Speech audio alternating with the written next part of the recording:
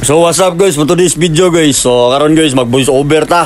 Kay madto man tagtagom guys, undo na to magmanggon kay klase naman ugma, Lunes naman. So karon guys, paggawas na ako guys, automatic ako nakita guys, membro sa Team Wallop. Tanawa guys, so grabe ka loaded guys ba. So matik na guys atong dulan guys, kay murag gitadahan mi guys yung unit guys. So napag-isa design sa Team Sakyo guys, guys. Labi na gid niya yung snorkel guys, grabe ka power. Mula na yung mga sit up sa mga Team Wallop. Shout out ko sa Team Wallop. Labi na kang owner ani Boss Luloy. Shout out ko.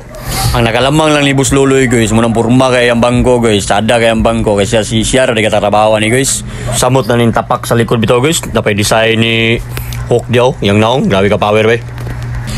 Grabe ka purma. Oh. Di ba? Nala ka power mo din yung mga sit up sa Team Wallop dia. Shout out ko sa mga Team Wallop dia. Nalabyan ginako yung busing. Dire din sa Mulugan, Salvador City. So karon naplatan sila yang kumboy nga multicab.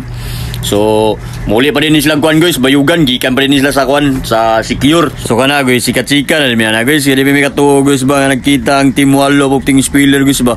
So katong gusto mo inquire ni PM lang mo si Ampids katong magpabuhat og back cover o cover sa bangko, PM lang mo Boss Luloy. So kana guys, gibalik di ko uli ang balay guys, kinagkuha og sticker, yawat ra tong sticker, maabot og bayugan ba, uli ba, may na lang nya kay taas-taas na itong bus over guys. Automatic na, hamping mo sa biyahe Boss Luloy. God bless. Oh, ay teacher oh, nagkuha lang mo balay. Tulo na ka mong kabil na. Sabi ko na yung sticker kay swapping ito. Sige ra boss kay. Salamat.